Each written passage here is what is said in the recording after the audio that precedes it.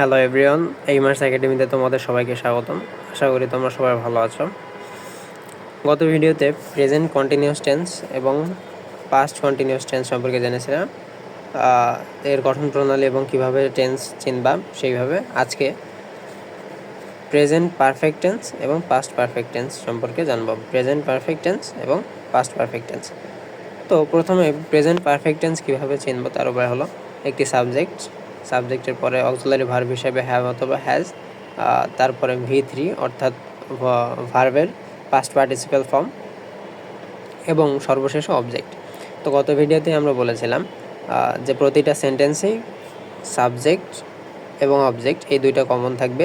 So এই দুইটার উপর খেয়াল না করে আমরা দেখব ভিতরে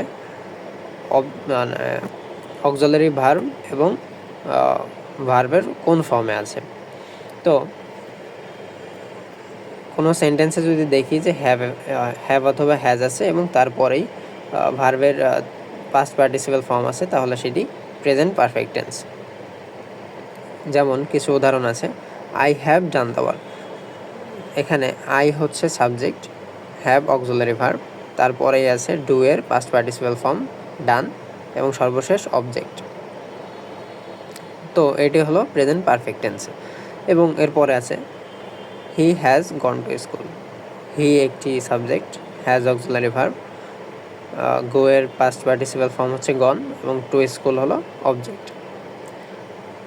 দে এখানে একটি subject, have auxiliary verb, eaten হচ্ছে ইটের পাস্ট পার্টিসিপাল ফর্ম এবং দেয়ার মিল হচ্ছে অবজেক্ট। সো এই তিনটাই প্রেজেন্ট পারফেক্ট টেন্স। আশা করি তোমরা প্রেজেন্ট পারফেক্ট টেন্স বুঝতে পেরেছো।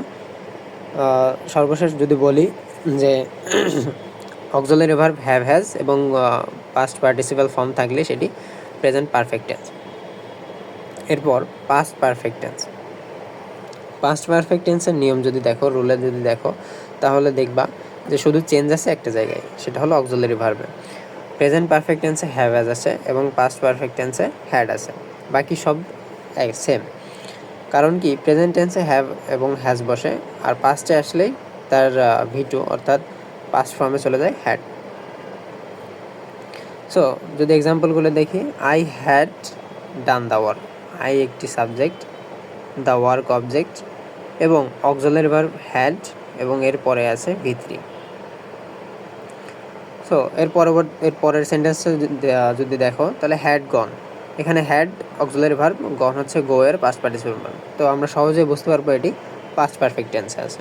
সেম তারপর লাস্ট সেন্টেন্সটিও সেটাই, they had eaten there meal. They একটি subject, their meal object, had একটি auxiliary verb, past auxiliary verb যেটা হ্যাভ এবং হ্যাজের, ইটেন হচ্ছে ভার্বের V3। সো এই হলো প্রেজেন্ট পারফেক্ট টেন্স এবং পাস্ট পারফেক্ট টেন্সের গঠন প্রণালী এবং চেনার উপায়।